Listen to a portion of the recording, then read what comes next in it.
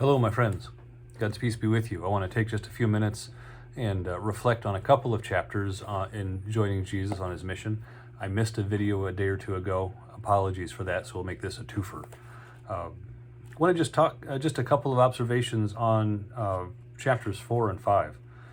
And one of the things I kind of like about this book are the quotes that he puts at the beginning of the chapters. And I love this one from Mark Twain at the beginning of chapter 4. Anyone who's grabbed a bull by the tail knows 5 or 6 more things than someone who is not. I suspect that's true. I'm not going to try it to find out what I might learn. But his point in this chapter is interesting. And it's kind of an ironic comment about how we sometimes, on page 46, he talks about how sometimes we tend to substitute reading another book or doing some more study over actually doing something in the middle of reading a book. But I think his point is well taken. Study and preparation and planning and reading another book are good things to do, but not if they take the place of actually doing something. All the planning and all the preparation and all the study isn't actually going to tell anybody else about Jesus if we don't actually tell them about Jesus. So think about and maybe do something this week. What is it that we can do?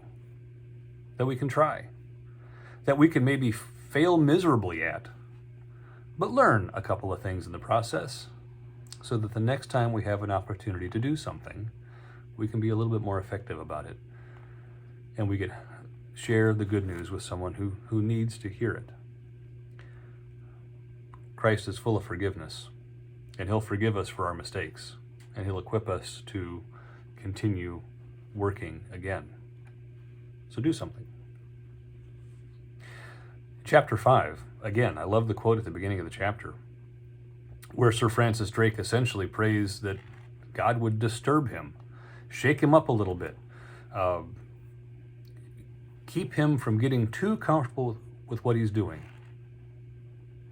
You know, the explorers wouldn't have discovered new worlds if they'd have stayed close to shore. They had to go where they didn't think anybody else had been before. I wonder if we need to pray the same prayer to God as well, to shake us up a little bit, to disturb us, to make us a little uncomfortable. He can do that in lots of ways. Sometimes, frankly, disaster does that. I've served congregations who have had disastrous circumstances that, in the end, shook that congregation up just enough to see another opportunity they had, another place where they needed to serve and serve well. I'm not praying that we have disaster.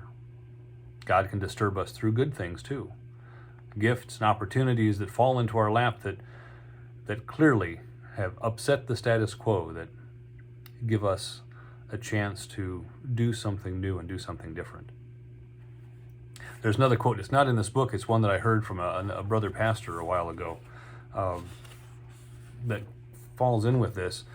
He said, as thinking about organizations, that you're perfectly designed to get precisely the results you are currently getting. We're perfectly designed to get exactly the results that we're currently getting.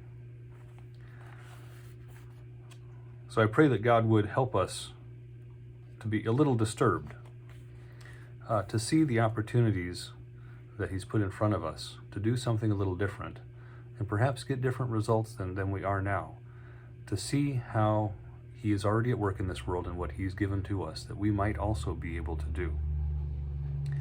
He's equipped us. He's given us resources at our disposal that we don't always realize we have.